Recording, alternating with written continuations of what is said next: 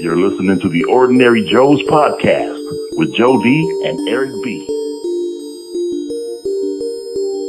Ordinary Joe's Podcast. All right, we are back with another, I don't want to call it an Ordinary Joe's Podcast, because this time we're going to do something that we did a couple weeks ago, where we're going to do a recap on a show. And we have a special guest with us today. We do. Another special guest. A few months ago, we jumped on these two guys called the R&I Podcast. These two guys from Vegas, Randolph and Iz. Really cool guys. Yep. And, we said, hey, we're going to do something for us, and we want you to jump on our show. So today, we only have one of the two. Someone didn't get to finish the episode. We were going to be talking about the Falcon. Didn't do his homework. Didn't do his homework. I think he said he only got like 3 episodes in, so 6 episodes. So we're going to talk about the Falcon and Winter Soldier. We're going to do a recap, all 6 episodes. So if there's anything you guys don't want to hear, I'm telling you right now, spoiler alert. Spoiler alert. Stop listening. Spoiler alert. Don't get mad at us. You've been warned. Don't get mad. All right, man. Let's go ahead and get this started. I am Eric B. And I'm Joe D. And we are the Ordinary Joes. That sounded clear there. Again. We'll see. Just like last week. Time will tell.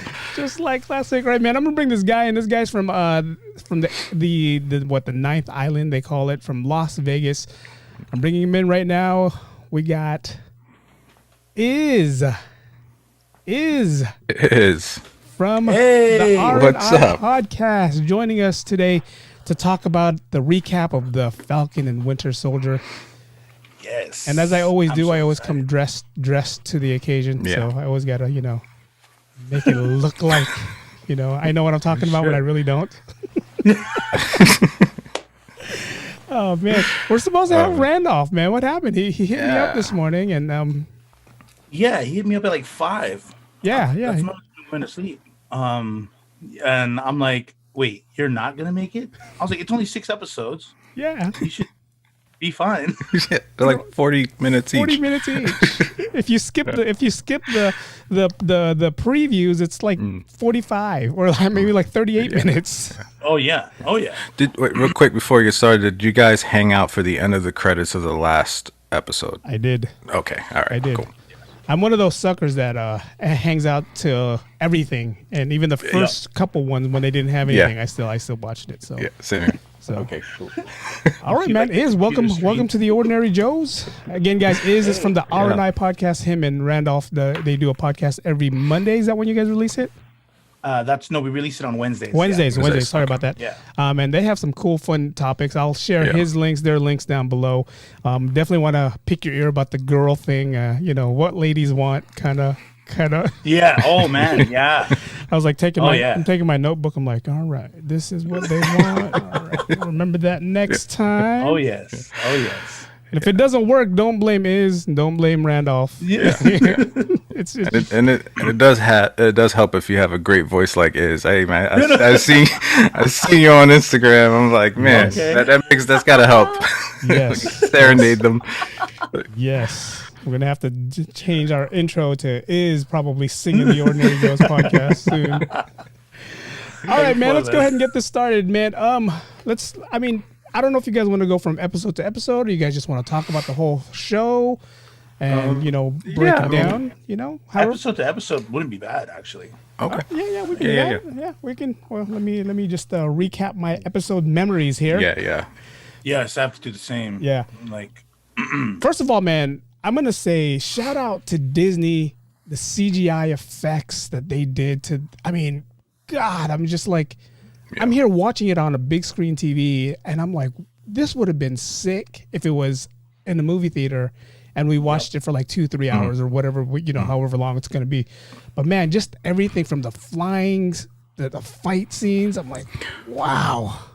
I think they just announced they're actually they started writing a new Captain America, and it's going to be with these guys. Nice. They got the head writer, I think his name's Spellman, from the show, and he's gonna help write the movie. But I think it just started. That was like the only info they had right now. You mean like Captain America, Steve Rogers coming back? No. Sam Wilson. Sam Wilson. Oh, nice. Yeah. Nice. Nice. That's gonna be it's gonna be fun, man. Go ahead, guys. Yeah. You guys go ahead and start. You're the guest. Go ahead and start it off for us, man. Well, for the first episode, so I actually, when you brought up the CGI things, I was also like, you're right. Like the first scene Falcon's in when he's doing that mission, I'm all like, yo, this is like movie quality. Yeah. Like, this isn't a series. I was like, this is like a very long movie, just split up in 6 sections. I really do. I really like the part with Bucky and how he's like kind of like coming to terms with himself, you know, and how I guess it would be. I mean, you know, being the Falcon and trying to fit the mantle of Steve Rogers, that got to be like insanely tough. Yeah, you know what I mean? Yeah. I mean, yeah, and then and even you know, when he goes back home and stuff like that, it's just like, oh, he didn't just save the world, but he's just like a normal dude afterwards. It's like almost like saving the world is like a really like a day job. Yeah. And that's really how I liked the tone of the beginning of the show. It wasn't like Wanda and or WandaVision, where it was just kind of like strange. You know? Mm-hmm. Yeah. But in the first episode, I thought that it was a really good intro into who these two characters are, as you know, Falcon and the Winter Soldier. Yeah. And you don't really do you see Carly and her crew in the beginning? You do, right? Yeah, you do. Yeah. They're the one. It was the truck scene. The truck scene is when we first see Carly Morgenthau. Yeah. Yeah. And then you saw the mask, and that's when I saw the super soldiers. I was like, "There's more. There's more." It's like I was like, Jesus. Yeah. Nah, I definitely agree with Iz. I'll be honest, I wasn't that excited for this at first. I was just kind of like, here's Disney trying to squeeze what's left of, you know, Marvel and the Avengers. Yeah. Mm-hmm. And then that first scene, you're like, all right, wait a minute, this is pretty good. This is this is pretty good quality. So it pulled me right in. And like you said, the way you could already see the backstories where they're just kind of like showing how they're struggling with everything, and the whole storyline of the people after the blip, you know, kind of being displaced and treated like unwanted refugees and stuff. Like that's one thing about Marvel that I love, is their writing is really good. Yeah. You know. I mean, it's funny because if you break down Sam and Bucky, you have a soldier who saved the world pretty much, you know, with the whole Thanos thing, and then Bucky, who also saved the world, who is suffering from PTSD. It's like, this is how it is in real life. You know, we have soldiers who are coming back from a war that we don't even know they're fighting, and when they come home, to them they're an American hero, but to us they're just the regular guy that, you know, was in the military. And, you know, so I love the way how, you know, Disney, Feige, if he's part of this, and how they wrote that into there, where it's like, we're going to show America how real this is. And it's like, you know, the whole scene when they were in the bank, him and his sister was trying to get a loan. Yeah. Sam was trying to be arrogant and be like, you know, I'm the Falcon, man. They're going to give us this loan. Mm-hmm. And then the banker was like, where were you for the past 5 years, man? You know, you had nothing on the books for 5 years. It's like, dude, I was somewhere else, you know? I was in a blip for 5 years, you know? Oh, it's like, can you take a picture with your arms out or doing something? It's like, hey, can I ask you for a favor? I mean, if I was Sam, I would have been like, dude, approve my loan. I do whatever selfie you want me to do. Exactly. Yeah. You know? And you know what's funny, man? I don't know if you guys caught this. I caught this in the very first episode 2, 3, 4, 5, all the way to 6. Sam says shit at least once or twice. I noticed it at the end. Yes. At the speech, that I was like, whoa, okay, that was weird. It's like a nice speech, right? And then all of a sudden, shit. Yeah. I was like, okay. But it's like, for Disney, for them to say that, for them to even put a curse word out there, and I'm like, wow, Disney, that's pretty ballsy of you guys. Yeah. That was pretty ballsy of them, Yeah. I don't know if you guys caught Aaron Kelly, the Carly Morgenthau was also in, she was Enfys Nest in Solo. She was kind of doing the same thing. She was if you guys watched the movie Solo, she was part of the Resistance. She was trying to steal the crystals or whatever that was. Oh, I didn't see that. Oh, that was her? Yeah, that's the same person. I did not recognize her at all. Okay. Yeah, check her out. Solo. There's something about her. Who's in that? Emilia Clarke. Yeah, Emilia Clarke was in it. It was Donald Glover. Donald Glover's like the biggest name. Yeah. Yeah. Yeah. Man, Actually, I didn't see Chewbacca was a bigger name than Donald Glover. Okay. Yeah. Paul Bettany was in there too. Yes. Got all these Disney people just jumping in the show. But man, there's something about her smile, dude. I mean, like when she was like in that truck and Bucky was like, "Are you okay?" And then she just like looks all innocent. Then she smiles, dude. From every time she smiles, it creeps me out. Yeah. There's something about her smile. I'm like, oh my God. Right before she caved his chest in. I thought I found her TikTok once. I was just like, "Are you?" Nope, you're not Aaron. You look just like. I was like, "You look like the bad chick." You're not that person. Just following a bunch of random redheads till I get the right one. Yeah. You'd be like, your smile is too pretty, so this is definitely not you. Nope. Looking for the creepy smile. That's what I want. So even with I really liked Bucky's arc in this, like, yes. Like you were saying earlier about the soldier coming home, like, that they do suffer a lot, and you don't know what they're suffering from, and to know that Bucky was once brainwashed to off people because of whoever was controlling him at the time, or Zemo, was it? Zemo, yeah. In the beginning, yeah. And so like you can, he's all like trying to like find his grounding, which is tough. He's trying to find that that redemption that he so needs in order for him to move forward. Yeah.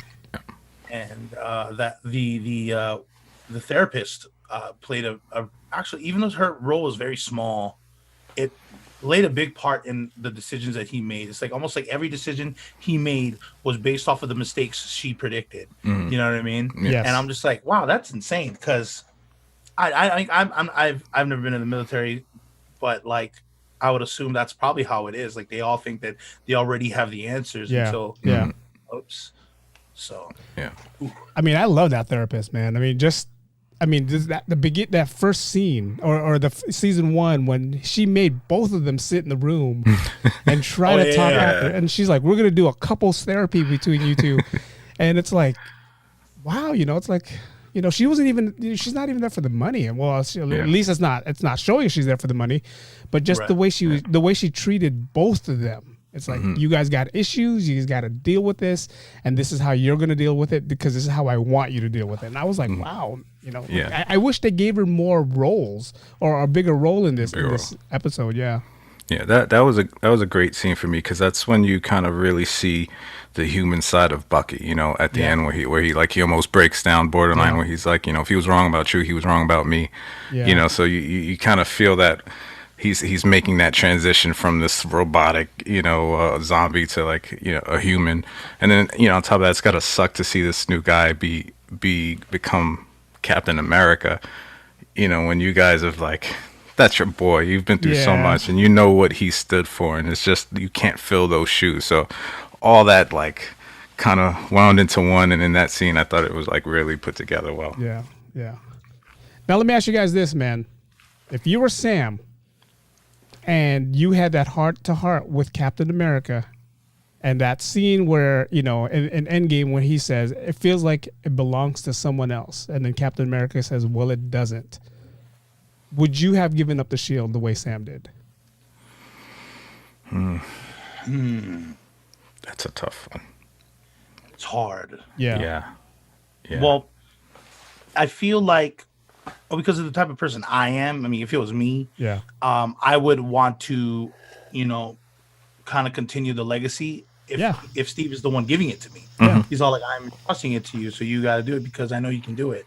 And I'm like, oh, wow, this is huge. And so trying to fill the shoe, I wouldn't try to fill the shoes. I would just try to kind of like make the shield become a part of me, more instead of me become a part of the shield, which is what I believe Sam is going throughout that entire series. He's like, I don't know how to become the Shield. I don't know how to become the Shield that America wants me to be. Yeah. And I believe Rogers is saying, you don't have to become the Shield. You be the Falcon with the Shield. Yeah. As a part of you, which is, I think, in the end, like, that's kind of how I saw it. Yeah, like, I was just like, oh, there we go, because he didn't necessarily change his whole thing. He didn't take off the wings and just Shield. So, I mean, what I love was the way we saw him be. I'm not sure if I'm good enough to. If you go all the way to the last episode, he was like, knew who he wanted to be, knew who he was, and that confidence in him.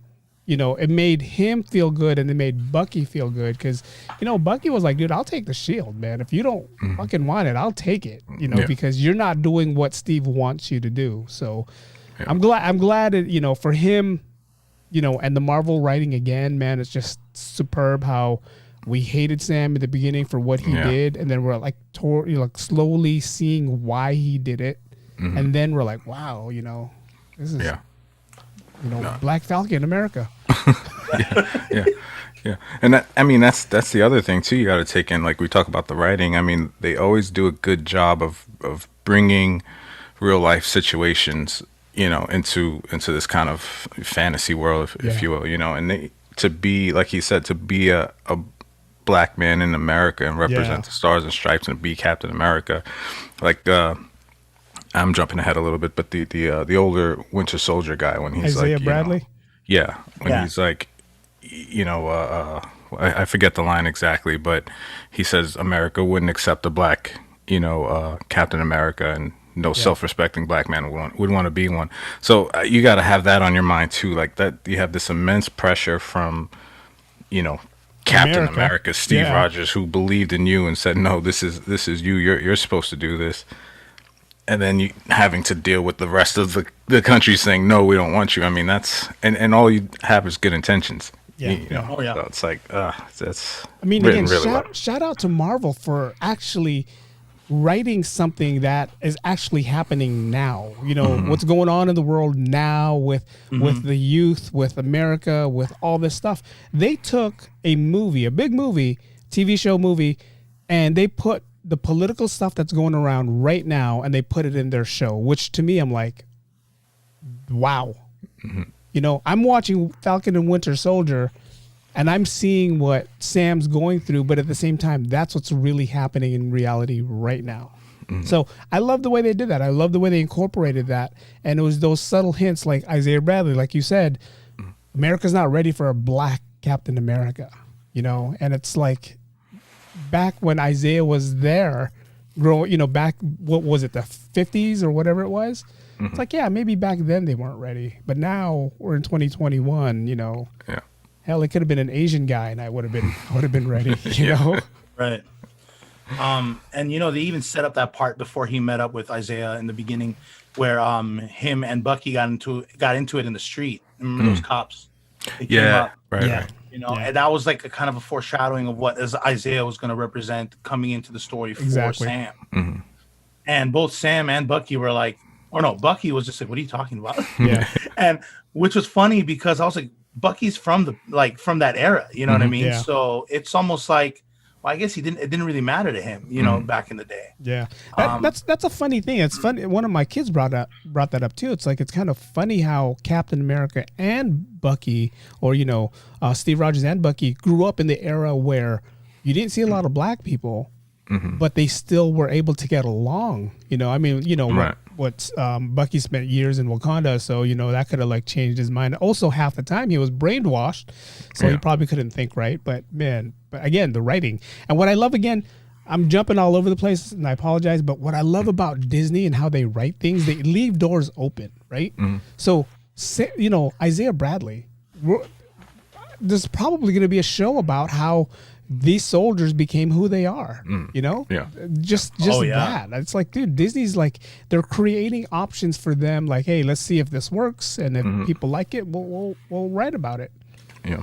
And they do a really good job too of staying true to the comics. I mean, I used to be a big comic book head. I'm not, but I still kind of like keep my ear to news and things that's going on. And when they started that whole Avengers Now campaign, where they started to change some of the characters to, we have a African American Captain America. Thor is a girl now, is a woman. Yeah.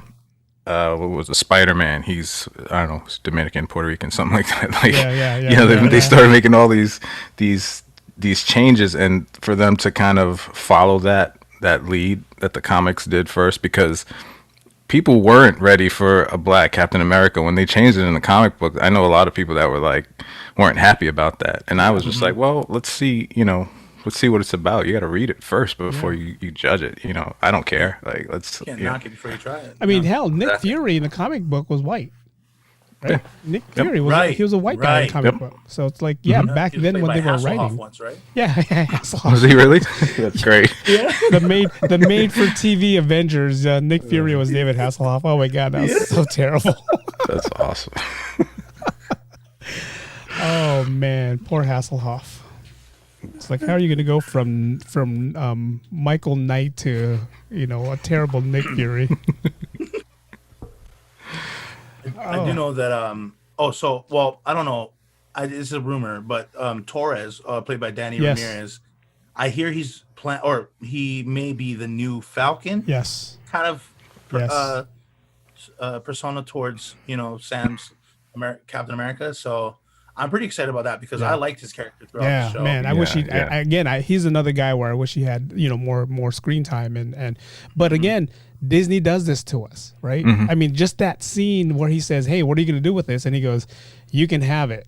Yeah. So that kind of opens the door for is he going to be the next Falcon? Is he going to fix it up? But in the comic book though, see, this is where it kind of differentiates. The comic book, Torres has natural wings. It's not mechanical wings.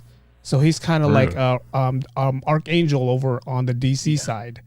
So I don't know if that's what they're going to do to him, or if they're going to give him the wings that, some radioactive, vulture or something's going to bite him, or I don't know. Yeah. Wait, isn't Angel also in the X-Men? Archangel. Yeah, that's right. Archangel is X-Men. Yeah. Oh, I'm sorry. Yeah. So Danny could be a mutant. Oh, yeah. That would be sick. I mean, there's so many ways they can go with this, right? So, I didn't think of that. Yeah, it's crazy, man. It's crazy. It's crazy. I mean, if you, again, Disney, these writers. I mean, how lucky are they just sitting here reading comic books all day and we got to add this in. Yeah, we got to add this in. It's like. It's really, it has me wanting to go back and start reading comics again. I'll be honest with you. Right? Yes. Just kind of get to get a cheat and see what we can maybe be expecting soon. And you know what? We're probably not the only ones. So by the time comic book stores start opening up, you're going to be like a bunch of people doing the same exact thing, going like, "Hey, I want this episode of or this thing of Archangel." So. Oh man, yeah, but my favorite scene, and again CGI, that episode 1 where they're fighting on the truck, and they're just the way that the choreograph was for that fight, the background of that, the scenery. It's like, God, I couldn't tell whether this was CGI or if there were actually stunt people on a moving truck. That's what I loved about this whole series. Just you couldn't tell if everything was fake or not. Right. I understand. Even when the new Captain America, or played by Wyatt Russell, he was when he joined the fight, I was expecting this is a regular guy, right? Kind of like Sam, and how is he gonna how is this gonna look? Even though I understand it's a superhero movie, but how is this gonna look for a regular dude with no real tech on him, gonna handle this scene? And they did a great job on it, especially Hoskins. Yeah. Battlestar. I think his name is Battlestar. Battlestar. Yeah. He also another regular guy without any special abilities or any tech. Yeah. He also played a perfect role on top of this moving truck, and it makes me forget that. Well, before there were superheroes, there's also other movies like Fast and the Furious has people fighting on trucks. So I'm like, oh, okay, maybe it's not all that different. So I really like how they implemented the real human side of that fight. So there's that too. Yeah, then, I mean, just everything that they did on just the truck scene. And again, for the United States to find the next Captain America, that was my next thing that I was going to talk about. They went through the books of, okay, this is the best guy we can get because of his military background and all that stuff, right? These guys who picked, John Walker, didn't they just realize, dude, we just faced off against a Martian, and how's a normal guy? Steve Rogers had the super serum. They all knew that. How is John Walker going to prevent us or prevent a Martian invasion or another Thanos? How is he going to survive a Thanos beating? It's like, when they they set him up for failure. Yeah, they did. They did. Unless if he was just going to be like a figurehead and just something that represented America, kind of like back in the days with the original Captain America when he was going on tours and stuff, that's fine. But I mean, to expect him to fight crime against these supernatural beings, and it's like, that sucks. You can fight terrorists. That's all you can fight. But when you're dealing with super soldiers, man, you're not going to win. Oh, no way. No, I mean, Sam even had his wings, so he had something going. He had something, but he also knew that he wasn't gonna. I'm not gonna beat these super soldiers. What the hell? They're super soldiers. Super soldiers for a reason. I have a question for you guys. Yeah. So, the Winter Soldier was completely nerfed throughout this whole series. How do you guys feel about that? What do you mean? Okay, so remember when he fell out of the helicopter in the first fight scene? He didn't fall on his arm cool and stuff like that. He fell on his back. Yeah. You know what I'm saying?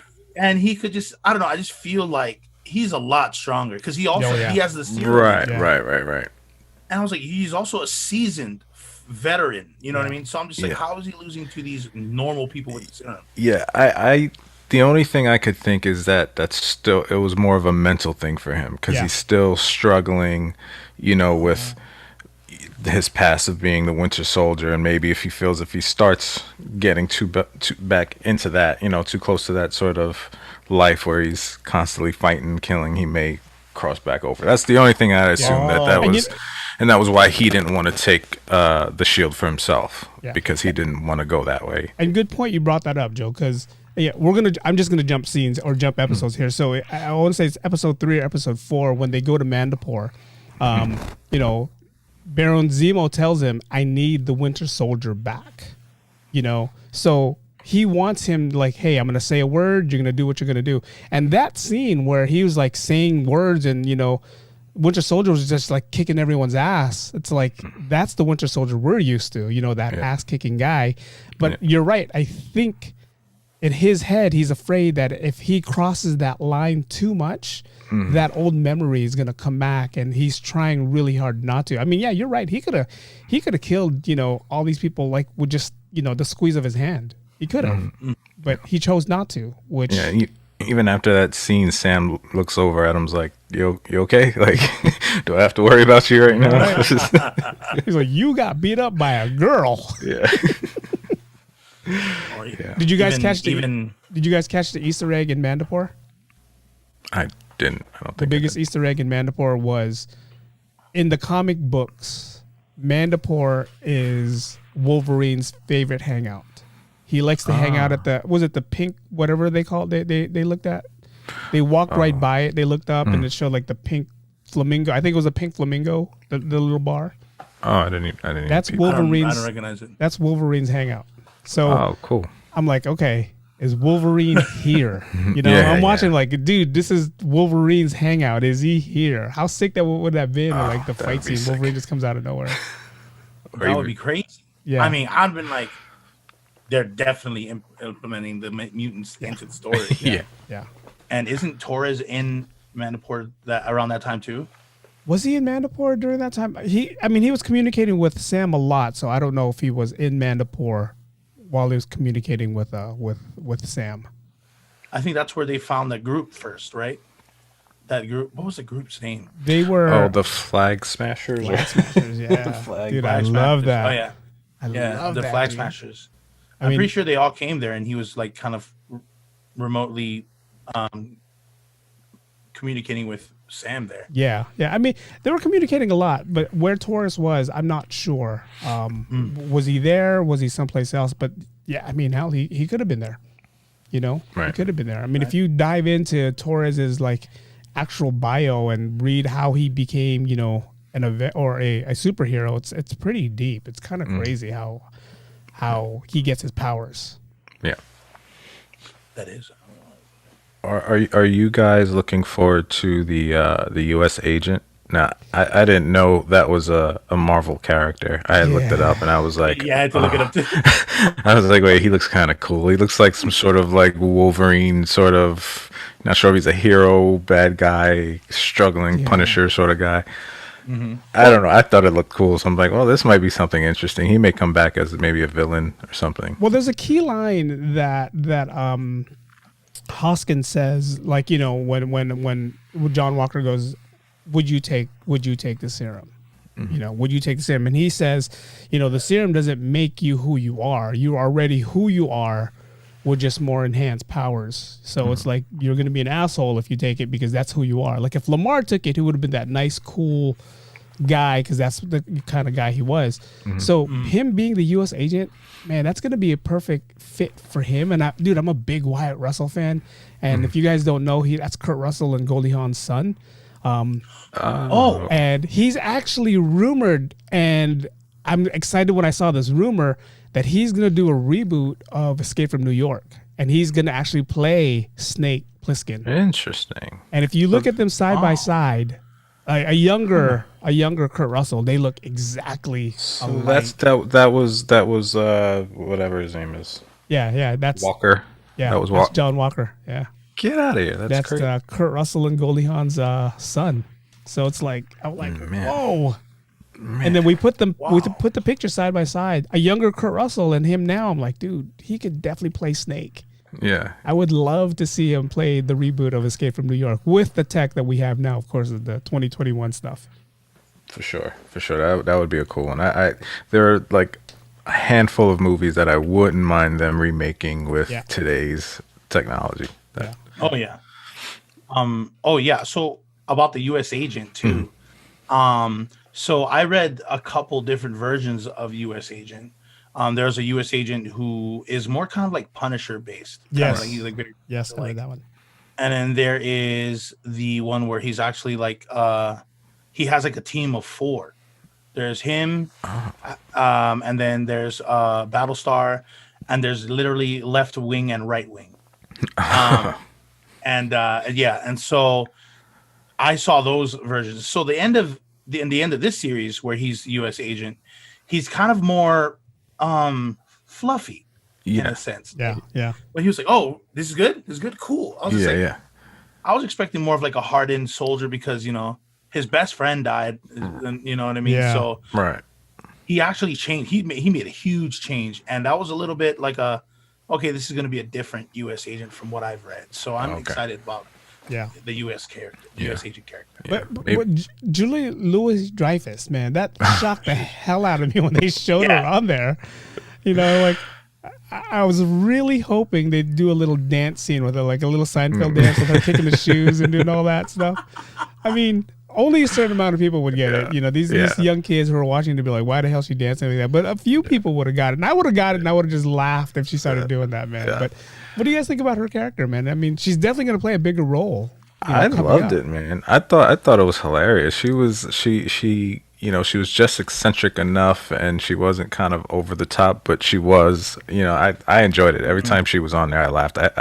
I hope she had a bigger role. Yeah. I mean, they're building up to it. They're going to build up to it. I mean, just that end credit scene where, it's like, are you ready, Mr. U.S. Agent, or whatever they're going to call him. I was like, that's cool. I'm wondering, though, like, who is her character and Sharon Carter's character? How are they going to be? And so that's why I was just like, okay, so we have Valentine or Val. Yeah. Versus Sharon. And I'm just like, well, Sharon's like, the power broker. Right. And I'm like, oh, yeah. But one thing though, I honestly don't think Sharon is the power broker.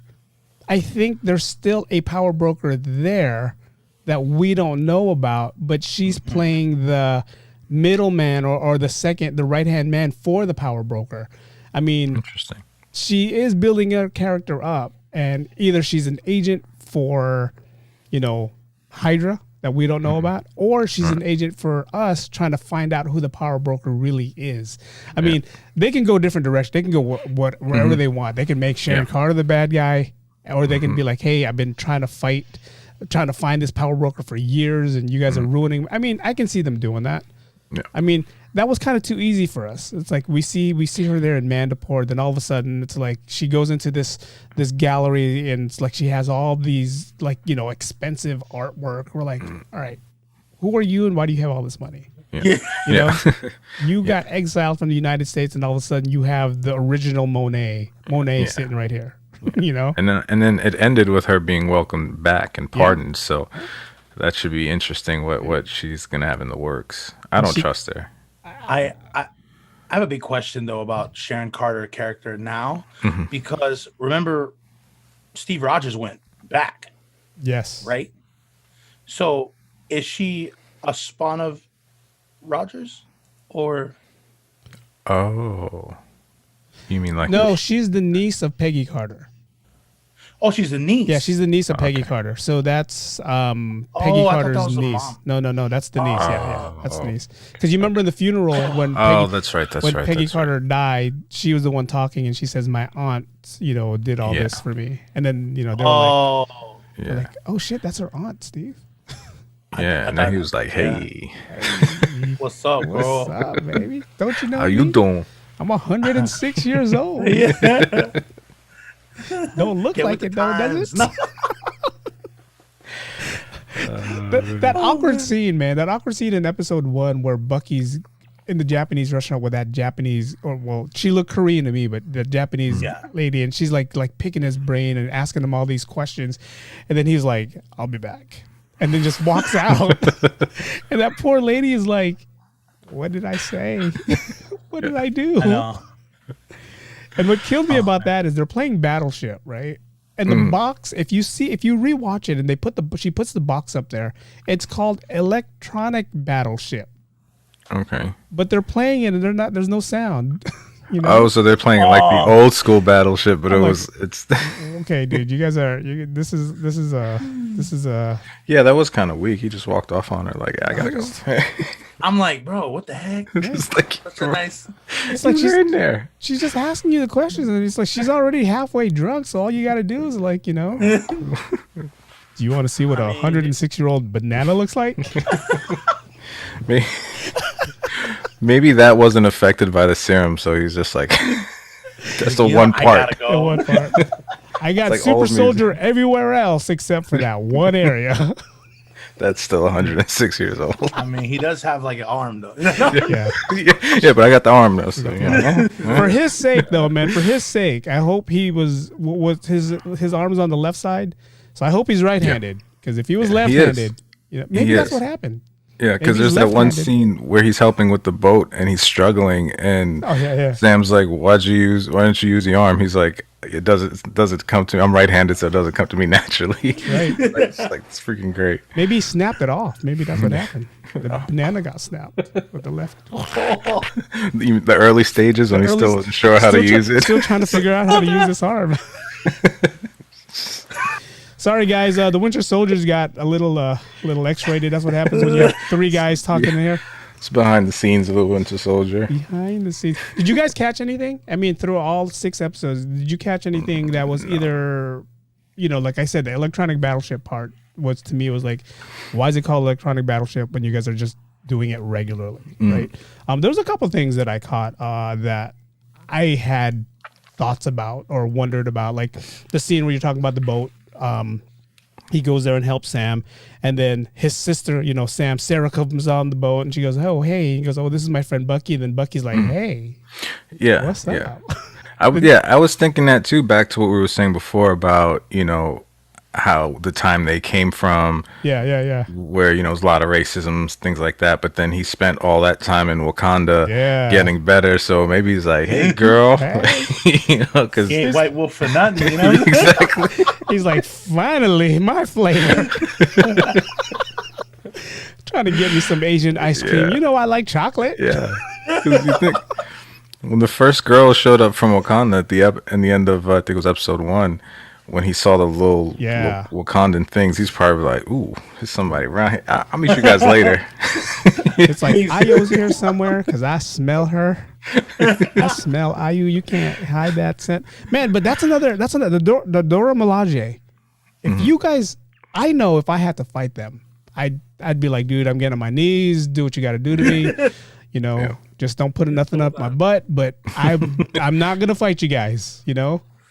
I mean, what would you guys, if you saw that anywhere? I mean, I saw them at Disneyland one day and I freaked out, Oh. I mean, no, you guys. I would just like, remember what she did to Bucky's arm? Oh, She yeah. did, like, some kind of code. Yeah. And I'm like, nah, I'm sitting down. Like, Yeah. do what you gotta do. She like rebooted it. She's like, wait, hang on. Beep. There you go.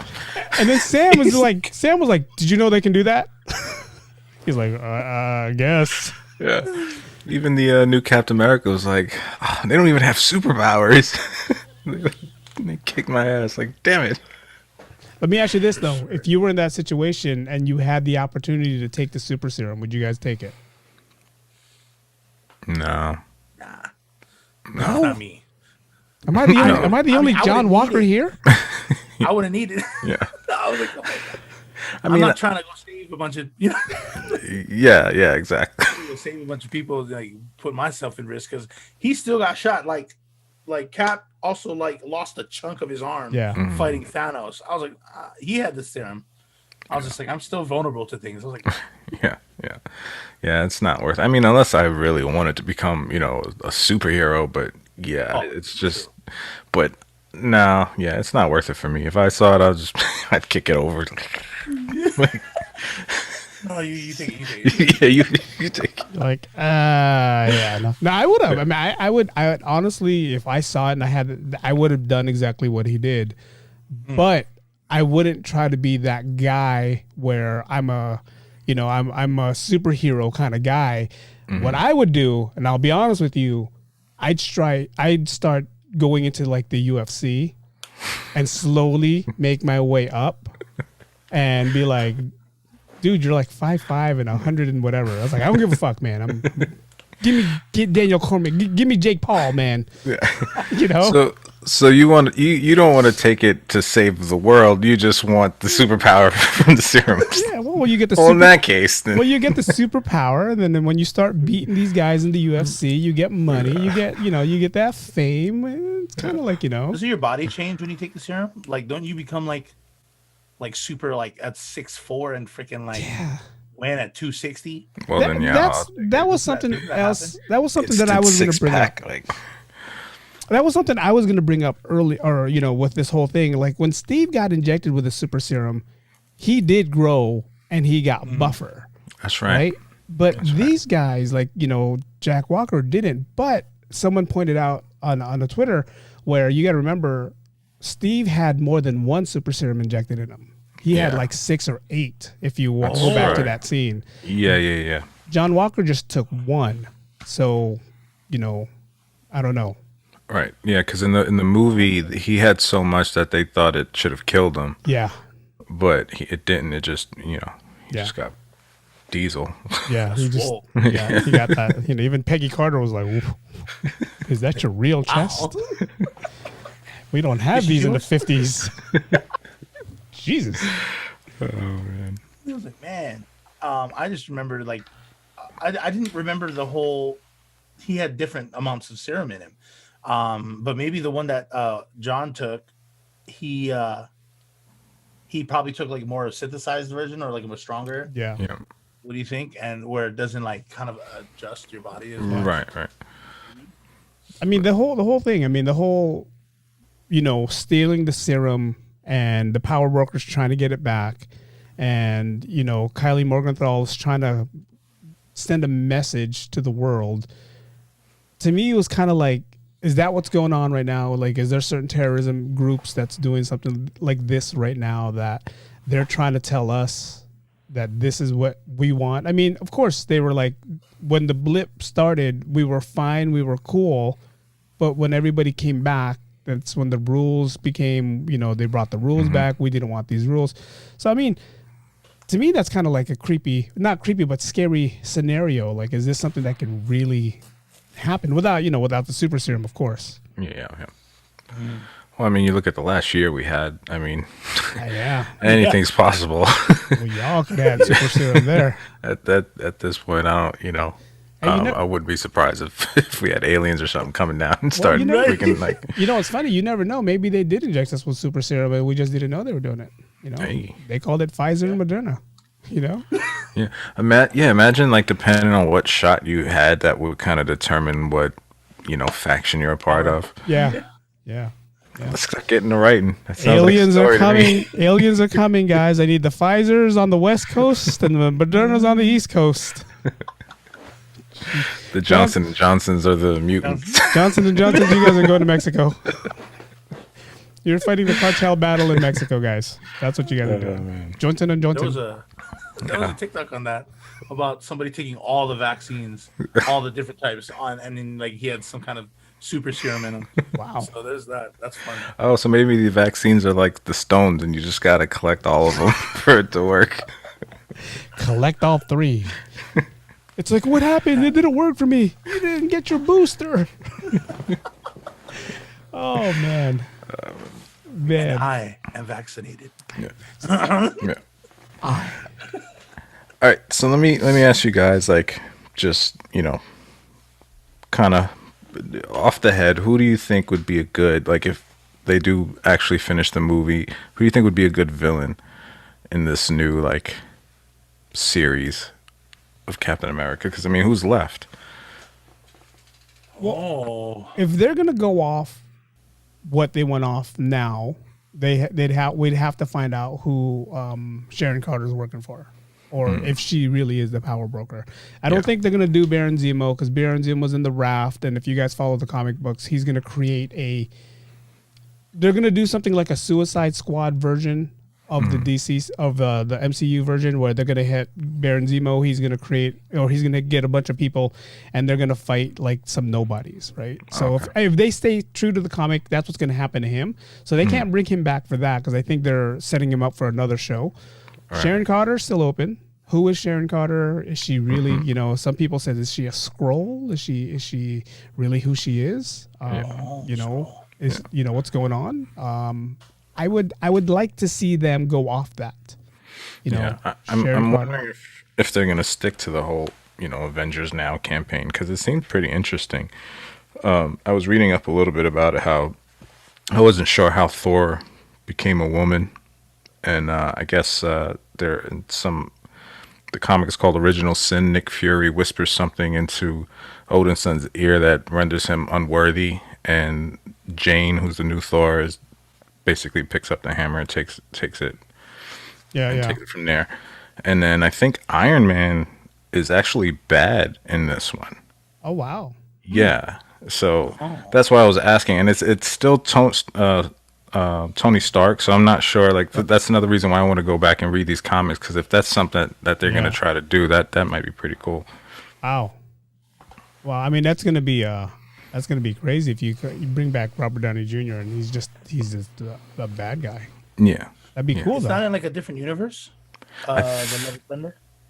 See, that's the thing. I'm not sure, because I think it is, but there, the movie or the series followed that storyline for Captain America, so I don't know if they're just kind of picking and choosing, what they want to use, or if they're just going to stick strictly to the comics. Yeah. So that'd be something to look out for to watch. Man, it's gonna be fun. That is interesting. I mean, MCU. I mean, just Disney and MCU. They got so much to play with. And for them to, like, we're here trying to figure out who the next villain's gonna be for, if they come out with a season 2. But they could totally come out with a totally different villain that we don't even know. You know, they can still use Sharon Carter as the I'm a good person, and now that I have the CIA secrets, I can work on that. And I mean, they totally could bring back another villain. You know. And here I am. I thought I was done with MCU. I was like, after Avengers, that whole series and campaign, I was like, I'm so drained. I've given so much to these characters. Like, I need a break. I'm done. I'm like, what are they gonna do now? And they got me. Yeah, they freaking got me. But I like this though. I like the little shows that they're giving us. You know, from I don't know if you guys caught up with WandaVision. That whole I haven't finished. Joe hasn't watched it, but the whole, you know, like let's plug in WandaVision and let's show what happened, you know, after the snap, right? Yeah. I mean, I loved how they did that. And the same thing with this. Let's show what happened after the snap and let's show what the world is like. It's these little fillers that they like to do, and I love these. Yeah. Yeah. You know, another thing that they do really well with the Marvel movies in general, the cinematography, but even more so in this series, the cinematography is great because almost every scene is almost like a frame in a comic. Yes. You can pause each scene and it looks like you're watching a comic. And specifically this one, I was watching it the whole time. I was like, man, that is really, like, subconsciously you don't realize how much that affects us watching the movie, because we come from that era where we read the comics, and so, you know, that's our childhood, and to see that come to life almost exactly the same as when we read it, and to see them doing the things that they did in the comics, that, like, I love it. If they keep up like this quality type stuff, I'm definitely in for the long haul. Crazy, man. Crazy. It is crazy. Crazy. I mean, there's also the 2 or 3 movies that are coming out that may give us a little insight on the upcoming Captain America villains. We got the Black Widow. That's coming out in July, right? Disney Plus is supposed to be coming out. Yeah. Bring that out in July. And then Shang-Chi and the Legend of the Ten Rings. That's gonna be crazy. I haven't seen the trailer yet. Nice. You haven't seen the trailer? I haven't seen the trailer yet. I'm probably going to see it after this. Watch the trailer. And then, Watch the trailer. and then you have the Eternals, which is actually the one I'm looking forward to. The Eternals. The Eternals.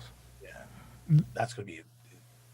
I like I like the whole story of the Eternals. The only thing I don't like about the Eternals is, you remember how the Avengers came upon and they introduced each character one by one, and then they did the whole Avengers. The Eternals is like, they're throwing so many characters at us at one time that at the end of the movie, I'm going to have brain fart, brain freeze. There's going to be so much going on. I'm going to feel like I just took a test and I'm trying to figure out who everybody is.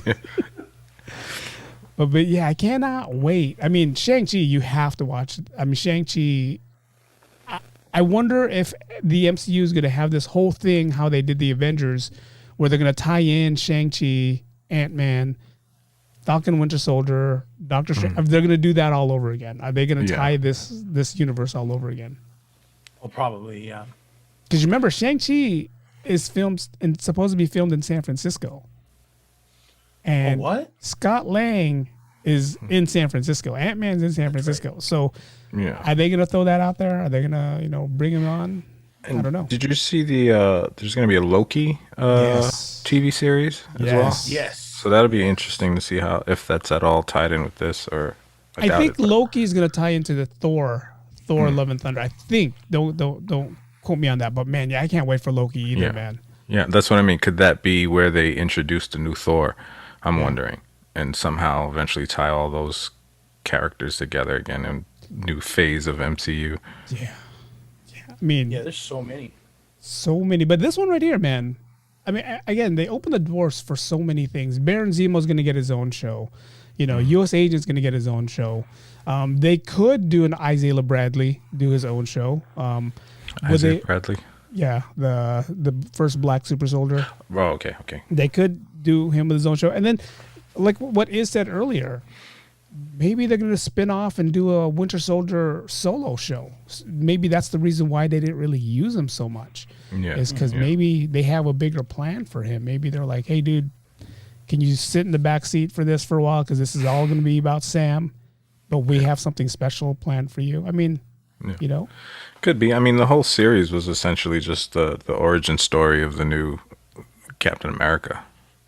Yes. That's how I look at it. You know what I mean? So they probably, that's why he had such a kind of backseat role in this, because they wanted to put the shine on Sam. And did you guys hear that Steve Rogers did sign up for another 6 episodes, but no one's saying if it's going to be Disney Plus or if it's going to be the movie? Oh, really? There's a rumor going around that he's going to sign 6 more episodes to play the original Captain America. And if you think 6 episodes, there's 6 Infinity Stones. So are they going to go back and show us how he brought each Infinity Stone back and end it with the dance again with Peggy Carter? I mean... Ooh, that's interesting. You know? It could be in the What If series. Yeah, I mean, it would be nice if it was a What If. Oh, that's another one, the What Ifs, man. It's like, God, Disney just... Disney so and Marvel. much. There's so much. Yeah, I think the bad what's his name? Iron Man is going to be in the What If series also. Like, you know, what if he was bad, and the whole Skrull invasion is going to be part of the What If series as well, from what I read. Somebody listen to us and pick these ideas up, please. Yes. Yes. And I would not mind being part of any of these movies, man. Dude, did you see the one big bald guy in the set? I was like, that's me. I could play that role. The security guard? Yeah. He was big, bald, got goatee. I'm like, oh man, that's That's all Joe. day. I could do that role all day. Thug number 3, that's me. Dude, do you see the way like Sharon Carter just killed him though? Like in that final episode, she walks up to him, just bumped him up on the chest, and then he disintegrates, and they're like, "What'd you do?" It's like, "I used something acid." Yeah. Like, fuck, you're fucking ruthless, man. Jeez, just slice his throat. But here's the one of those parts of the movies that kind of kills me is like the building's supposed to be evacuated, and there's only a certain amount of people walking around. When you see Sharon Carter and the guy just like looks at her like, yeah, okay, dude, get out of here. Why wasn't he suspicious about that? Why wasn't he like, who are you and what are you doing in the garage and why are you here kind of thing? They give us security guards a bad name in movies. I just put it like that. We're not respected in action movies at all. We always end up tied up, gagged, walking around. We whistle a lot. We're great whistlers. But we don't secure anything, apparently. Hey, Michael Pena, man, in Ant-Man and the Wasp, that's what he says, right? Or in Ant-Man, he's like, can I whistle? Yeah. That's right. Can I whistle? Don't whistle. And another part of this in episode 6 that kills me is the helicopter scene where Falcon is chasing the hostages in the helicopter. Mm-hmm. You got this new tech that Wakanda just gave you, and you can't catch up to this helicopter. This helicopter's outrunning you. It's like, I don't believe that. And the whole time I'm watching it, I'm like, dude, fucking press a button and just go hyperspeed or something like that. Yeah. Come on. I just love how he says on the count of 5 and she starts counting out loud. I'm like, bro, count in your head. 5. I should like 4. I mean, for us, maybe, I don't know. And you know, what I loved about it is like she looked Asian, and the whole time we were watching, we're like, look, that's Tita right there. Tita's counting. Tita's about to go fly the helicopter. She's going to save them. All right, Tita, go do it. He texts her like he's like, by the way, I know you can use a plane. Yeah. Wink, wink. Put your AirPods on. I want to talk sexy to you.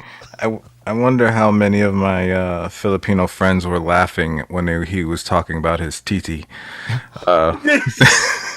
We all were, man. We all were. I was like, oh, this is great. Because like, you know, it's funny. That's how we say auntie is titi, and so like, was it auntie for him too? Yeah, it was auntie for him. Okay. But you know, just for anyone who doesn't know, yeah, titi in Tagalog means, you know, penis. Yes. All right. Am I right? Am I, you know, so.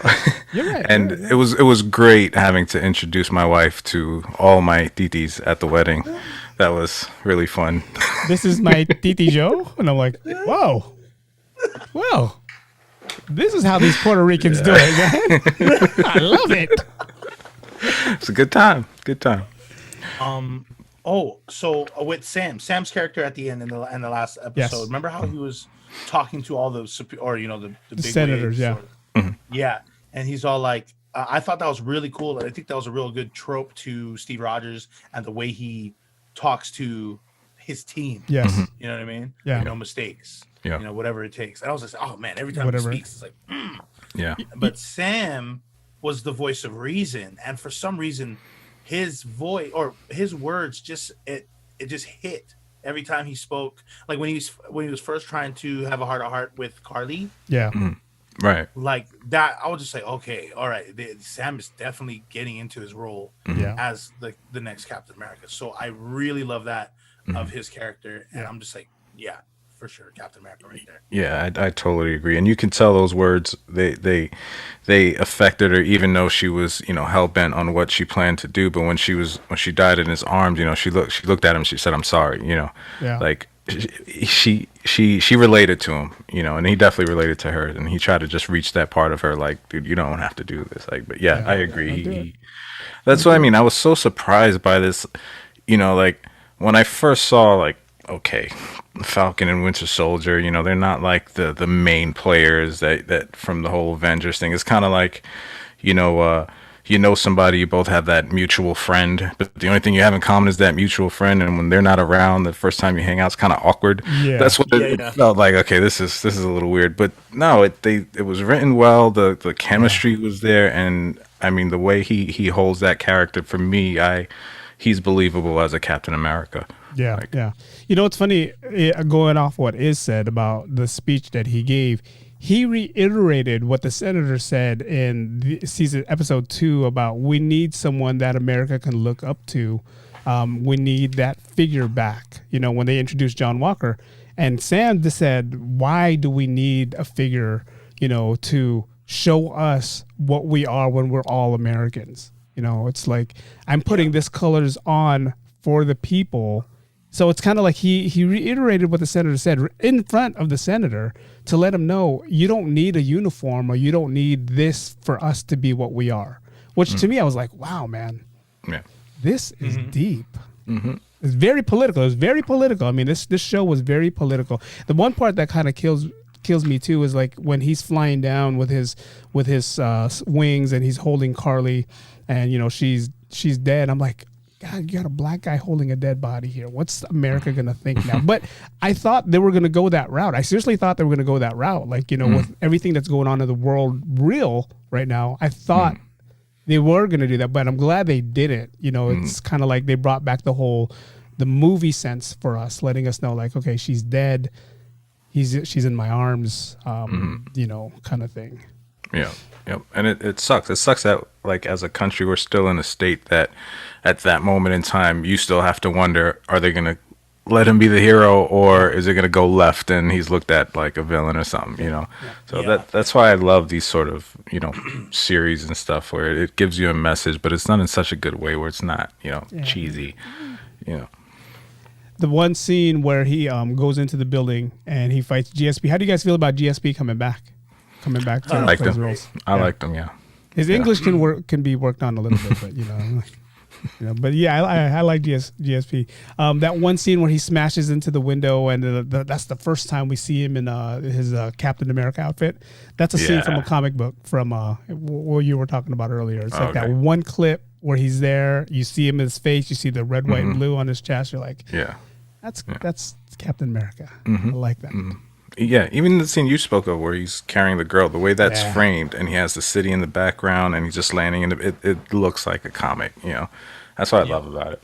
I mean, just the whole CGI or whatever they did with the wings, with the suit, with him flying over New York at night, like, God, this is so real right now. It's like you got to tell yourself it's not real.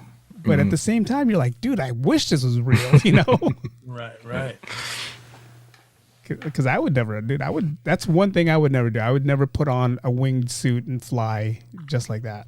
There's no way. Yeah. That's the thing I was thinking of too. Like all these guys, they get all this equipment from Tony, and they instantly like they're experts in flying in a suit. I'm like, dude, I would go right into the water, into the wall, trying to walk out the door. I'm like, can't do this. How does this work? I'd be David Banner, or I'd be David Banner in Endgame when he doesn't know how to use the Hulkbuster suit. Yeah. He's like, what do I do? That makes sense. Yeah, that's exactly what I'd be. But man, And wait, I mean, it's a cool episode, man. What's your takes? What do you guys like? I mean, they're giving it a 7.6. On was it Rotten Tomatoes? 7.6 is the ratings out of 10 right now. So what's your takes on it? What do you like? What do you like? I really like the character development of both of Bucky and Sam. Carly also bringing in the side of something that we probably only now because of last year understand that, now everything is coming back. Like, how come all of a sudden we're treated like refugees or fugitives or whatever? And I was just like, oh wow. So she's coming from a real place, and I just like how everything just developed really nice. Yes. And really kind of gave us the characters that we ended with, like the U.S. agent, with Falcon becoming Captain America, Bucky finally like learning about himself and learning how to fix himself. Like, with that, I would have to say this. I would give this like an 8.9 for Nice. me. Yeah. Nice. Yeah. Yeah, I'd be 8.9. Joe? Yeah, man, I agree with everything is said. I mean, again, the writing, the cinematography, it's everything we loved about MCU, universe put into a series. I enjoyed it a lot, and I mean, if I had to, yeah, I think 8.9 is pretty fair, honestly, because it's a for me it's a sleeper because it hasn't really been marketed in a way that I would think it would, like a lot of the other stuff. Yeah. And I think it compares to a lot of the other shows and things. But yeah, I liked it. I enjoyed it. Definitely watch it. I agree with both you guys. I'd go a little higher. I'd have to give it a 9. And the only reason why it's not going to get a 10 for me is because I felt towards the 4th and 5th and 6th episode that it was rushed. I think they could have added maybe 3 or 4 more episodes just to complete everything. I mean, it's like Agreed. 1 minute, Kari's someplace else. Next minute they're in New York and they're gonna sabotage this meeting. It's like they just said that these terrorists, so-called terrorists, can't leave. Like, but how are you in New York all of a sudden? I mean, there was just all these little plot holes that I wish was answered. And I'm pretty sure there's somebody on YouTube that's going to throw all those plot holes out. But yeah, I would give it a 9. I mean, just the storyline, the writing, the cinematography, like you said. I mean, it's like it made me want to be a Falcon and a Winter Soldier. It's like just like I was asking myself, like, dude, is that really where they are? Like, God, I want to visit that place, Yeah. And if I want to visit a place because of a movie, man, then the movie's doing a good job. Yeah. So yeah. For sure. What are your dislikes? I already told you my dislike. I wish there was more than 6 episodes. What's your dislikes? My dislikes. My first dislike was actually that they offed Hoskins. Yeah. I was like, why get rid of such a good character? I mean, it wasn't really to build the U.S. agent and to build the U.S. agent that it came out to be. Mm-hmm. You know what I mean? Yeah. Like, it would make sense if he was more hardened, kind of like, more stern. But I'm like, it doesn't make any sense that he is that way. That he's kind of goofy and he's like, that I'm a happy-go-lucky husband of yours. What do you think? I'm like, that wasn't really believable to me, and I was just like, they didn't need to off him like that. Yeah. And the second thing I didn't like, actually, I don't think I had a second thing that I didn't like. I think that was it. Okay. I think I didn't like that Hoskins was killed off, and I was just like, okay, he's killed off, but then that means that the U.S. agent should be like super, like just angry. Yeah. But he wasn't like that at the end, so Yeah. that's fine. yeah, I mean, honestly, I don't have that many dislikes. Yeah. At first, I wasn't completely on board with the new Captain America, and I don't know. Like, I was like, I don't like this guy, but I don't know if that's because I didn't like him or if that's him doing a good job of playing this character in a way that you're not meant to like him as the new Captain America, you know. So I don't know, but I thought he was kind of like corny, and I'm like, I don't know if I can watch this whole thing. Yeah. But yeah, I would say that, and yeah, I'm kind of confused now what's going to happen with that Battlestar character, if someone else is going to take over, because that's a pretty, from what I've seen, the little bit of reading I've done, that seems to be a pretty big character in, you know, the U.S. agents storyline. So I don't know, but honestly, there really wasn't much that I disliked about it. I enjoyed it. I was surprised. Wasn't expecting to like it. I'm like, here we go. They're just trying to squeeze it, like, you know. There's another one, but they got me right away. First 15, 20 minutes, I was like, ooh, wait, no, this is pretty good. This is pretty good. So, and the good thing about from episode 1, episode 6, I mean, right away there's action, right? Oh yeah. If you, I mean, Joe, I don't know how far you are with WandaVision, but you got to get past the first 2 episodes for you to be like. Yeah. Okay, I'll watch it, you know? Yeah, I'm on the 3rd now, so. Yeah. Okay, so you passed the first, that first 2 episodes is just like, dude, what are you guys doing? Where are you guys going with this? Come on. But this one from episode 1, the whole fight scene, the parachute scene, I'm like, wow, you know, right away there's fighting and you know, it's like that draws you, and that's something that I think Disney, if they're going to do these kind of mini series, they should really start off with, you know, it's like maybe WandaVision was just let's see how it goes and let's see how the people react. But this one, they just went total, you know, 360 and like, dude, we're starting off with action. I love it. And you know, if this is something new that they're going to do, where they use a series to show the backstory of a character and leading up to a movie, I think that's great, because that was probably my only problem with any of the MC universe, was like, if you didn't really read the comics or anything like that, there's a lot of stuff you're missing. It's still good, but those Easter eggs and just each character, you know, a lot of their backstory, how they came to be and all that. So it means more to you when you're watching it. So kind of taking the time in a series to set up these characters for a movie, if that's what they plan on doing, man, it's gonna be great, I think. Yeah. I'm all for it. Yeah, I mean, you know, they're coming out with what's his name? Hawkeye series. So we get to see. I didn't know that. We get to see Hawkeye series. We get what I'm waiting for with that series is how he goes from Hawkeye and then he becomes, what's that, his character when he's like he's killing everybody. God. They say it in Endgame too, man. They do. From that character to his family gets snapped and he snaps, and all of a sudden he wants to kill all the drug lords and all that stuff. So I can't wait for that episode. But yeah, you're right, dude. Disney Plus, if they're gonna use their platform as fillers to let us know what happens in between, then I'm glad. I mean, Sebastian Stan is supposed to be playing, you know, Luke Skywalker. Really? And yeah, they're supposed to show us what happens between Return of the Jedi all the way to the Force Awakens. Oh man! So here, Disney, just take my money. Fine. You know, I mean, if they are gonna continue with that rumor, you know, Sebastian Stan to me is gonna be the best Luke Skywalker to play. You know, Luke Skywalker, other than Mark Hamill. Yeah. So he's gonna be a pretty buff one too. Yeah. I mean, coming off of Falcon, yeah. Falcon. You gotta lose a little weight there, buddy. Let's put you on a no muscle diet. Man, but this has been fun, man. I mean, just talking about everything that we talk about. I know we didn't touch on a lot of things, but just we talked about what we thought was cool, what we liked about it.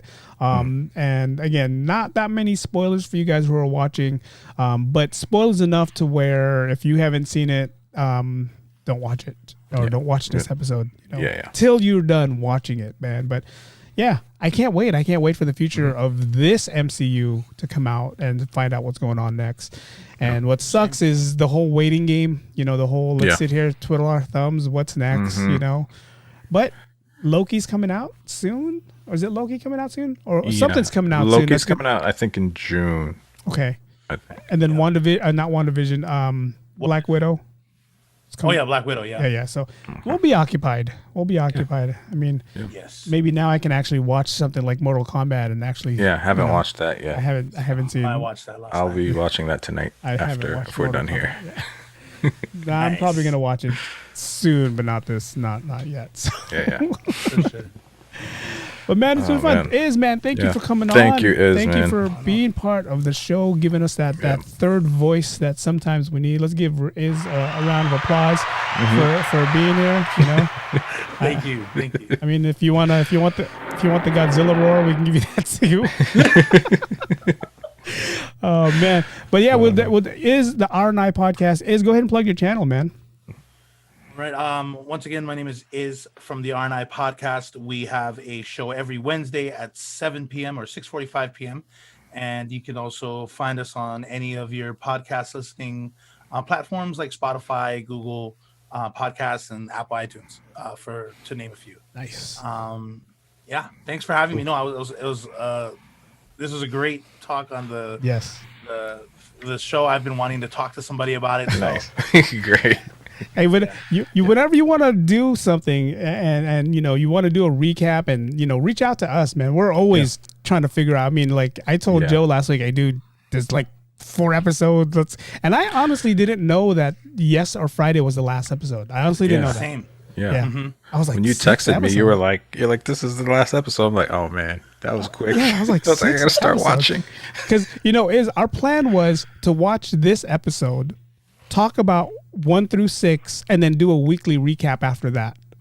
Right? Oh. But I guess now we have to think of something else. Yeah, figure something else out. Maybe WandaVision. We haven't spoken about that. Yeah. If you're down, I'm definitely down. Yeah. Me and Randolph has finished that. I told him to hurry up, and then something happened, and then our schedules wasn't able to do that, so we ended up skipping it. So when you're done, let us know. Yeah, for sure. Yes. Joe, how many more do you have? How many are there altogether? God, 8. 8. Okay. So I have 5 more. So I'll get on that. I'm on 3 now. Okay. Randolph, if you're listening, whatever episode you're on, go ahead and jump on it. He texted me, he's like, I'm trying to watch it while I'm driving. He's like, dude, put your phone away and just be safe and drive the car, man. You know, you don't need to try to, tell us what's going on. You might tell us the wrong story. That Ant-Man came in and then the Wasp. Like, dude, what were you watching? Ant-Man and the Wasp. Oh, man. Jesus. But Iz, again, thank you for coming on. Thank you for, definitely welcome on anytime. Again, if you want to throw out a topic, shoot us a text. We'll definitely get you on here. NT, man, thank you so much. All right, man. This is Iz from the R&I Podcast. Thanks, Iz. Peace. Thank you. See you guys. All right. Okay. That was long. That was fun. But man, cool thing we talked about. I mean, definitely loved everything that we do when we do our Ordinary Joe's podcast. This was definitely an ordinary, I don't want to say ordinary conversation, somewhat ordinary. No. But definitely in our wheelhouse, something we like to talk about, things, type of stuff again. We talk about between us. If we didn't do the podcast, we'd probably sit for an hour talking about the series. Talking about what happens in the hotel when we were both working there. So see what happens then. But man, next week we're going to talk about something else. Not sure what we're going to talk about yet. Joe usually hits me up during the week and we'll say this is what we're going to talk about. So I don't want to tell you this is what we're talking about. Then next week we don't talk about it. So you'll find out when we find out, because that's when you'll be the first to know. But again, shout out to Iz and the R&I Podcast. Randolph, sorry for you not being here. Definitely check their show out. They do got some funny stuff. They kind of remind me of us, like the Vegas of us, because they do their podcast kind of similar. But follow us on our, Ordinary Joe's podcast. We're on Instagram, we're on Apple Podcasts, we're on Spotify, you name it, we're on it. I got my Google set up right now to where I say, hey Google, play the Ordinary Joe's podcast. In the beginning, it would always say playing the Joe Rogan show, playing the Joe. I'm like, no. But now Google's trained to where starting off where you left off with the Ordinary Joe's podcast. I'm like, yes. Oh, nice. You know what? I'm going to have to train my Google to do that. Yes. Train your Google, because trust me, you're going to have the Joe Rogan show. You're going to have the Art of Ordinary Joe or whatever it used to say to me.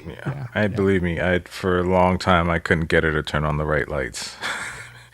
It was just like a horror movie. Lights are going on, and I'm like, no, Google, stop. please attach the right light you want to think. And this will make Joe proud, because I did have my notebook set up and all the stuff that I wrote, and I was writing things down as we were talking.